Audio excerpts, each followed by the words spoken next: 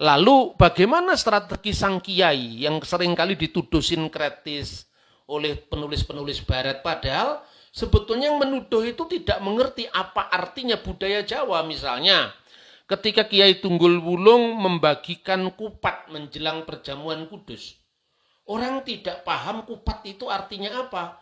Kupat itu artinya ngaku lepat, mengaku salah. Jadi kalau kamu tidak bertobat, mengakui kesalahanmu, tidak layak mengambil bujono suci, perjamuan kudus.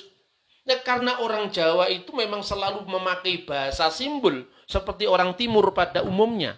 Lalu ada semacam mantra, itu yang disebutkan misalnya dalam beberapa buku tentang Kiai Sadra. Lalu ini dianggap sebagai mantra. Padahal sebetulnya untuk konteks masyarakat Jawa pada abad 19, itu bukan mantra. Artinya kalau disebut mantra ya, tetapi di balik itu ada sesuatu yang mau ditekankan dalam katakanlah strategi kebudayaan. Ini mirip dengan ilir-ilirnya Sunan Kalijogo. Ini mirip dengan riyoyo kupatnya umat Islam di Indonesia. Ini mirip dengan nabuh beduk menjelang sembahyang yang tidak ada di Arab. Semua itu antara lain budaya Cina, budaya Jawa yang integral menjadi satu. Ketika orang Jawa terbiasa, Islam Jawa terbiasa dengan beduk, dengan kupatan, ya. Kemudian orang Kristen itu masih ragu tentang kebudayaan itu. Apa yang dikatakan Tunggul Wulung? Ancak-ancak ali-ali siali kebojanggitan.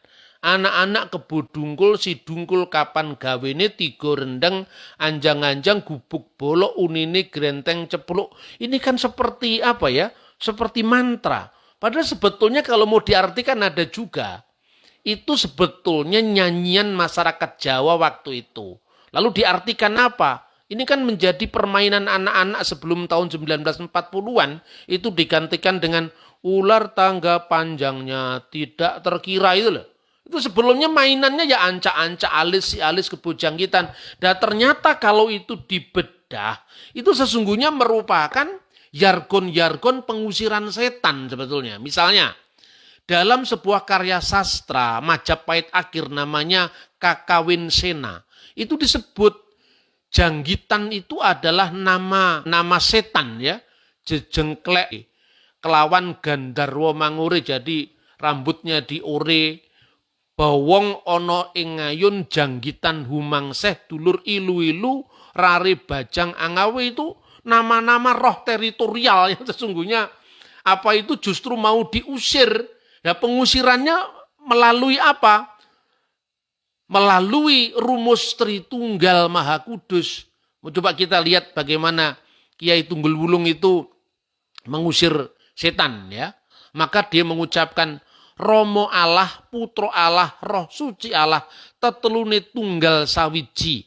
Lemah sangar kayu angker upas racun dadi towo, idi Gusti manggih slamet selaminyo. Tanah dan kayu yang angker serta racun kiranya hilang kuasanya, dengan izin Tuhan selamatlah semuanya. Tapi diawali dengan Allah Bapa, Putra Allah, dan Yesus Kristus, ketiganya yang esa. Ini Tritunggal. Jadi kemungkinan apa yang dikatakan oleh Tunggul Wulung itu adalah cara dia untuk mengintegrasikan kekristenan dengan budaya Jawa. Sekalipun itu proses yang belum selesai sampai Kiai Tunggul Wulung itu adalah meninggal, tetapi kemudian karya Tunggul Wulung ini diteruskan oleh muridnya yaitu Kiai Sadra. Maka di dalam salah satu nyanyian yang dinyanyikan pada saat itu, siapakah Gusti yang dipanggil oleh Kiai Tunggul Wulung? Maka idi Gusti Slaminyo itu adalah Gusti Yesus, sang ratune ngagesang. Wahai Yesus sang raja kehidupan. Begitu Kiai Tunggul Wulung mengajarkan puji sembah dalam ibadah. Putranipun Allah ingkang sampun ngawonaken ing pejah sawer tuan remuk sirah. Sang putra Allah yang telah mengalahkan maut, telah meremukkan kepala ular, dan seterusnya, amin. Melalui seorang murid namanya Kiai Sadrah yang dulunya juga seorang muslim, santri. Baru dari Jawa Timur dia menimba ilmu, sama bapaknya disuruh berguru pada Kiai Tunggul Wulung. Lalu ketika disuruh berguru, kemudian dia Dijawab, saya sudah berganti ilmu, sekarang ilmu saya ilmunya Isa Al-Masih. Lalu bapaknya mengatakan, sabdo pandito ratu tan kenowolawali. Apa yang dikatakan pendeta tidak boleh diubah. Jadi ikutlah dia. Kemudian Kiai Sadra ikut Kiai Tunggul Wulung. Tapi ketika ikut Kiai Tunggul Wulung, dia disuruh maneges mencari kehendak Tuhan. Lalu dia menunggu di sebuah tempat nanti sampai Tuhan memberikan tanda kepadamu. Lalu akhirnya ditemukan dengan seorang yang namanya Karyo Dikromo, seorang carik dari Karangjoso. Yang kemudian dia bertapa di pantai selatan, lalu di sana dia mendapatkan suara tanpa rupa, disuruh menemui seorang yang dikenal bocah angon, gawane sodolanang. Ini semua simbol. Bocah angon itu sang gembala yang memiliki otoritas untuk mengajar, mengarahkan, ya. Sodolanang itu gambaran tentang wahyu pengajaran. Artinya sepinter apapun orang itu ketika dia harus meyakinkan kepada orang lain harus ada wahyu. Karena tanpa wahyu rakyat menjadi liar katanya. Salomo kan begitu kan. Nah, wahyu itu diuji lewat apa? Lewat laku. Ngelmu itu kelakone kanthi laku. Maka semua ini dilalui dalam proses trimatra dalam kehidupan iman Kristen. Pertama ortodoksi yaitu kebenaran ajaran. Kedua ortopraksi kebenaran perilaku, laku hidup. Dan yang ketiga ortolatri kebenaran dalam penyembahan.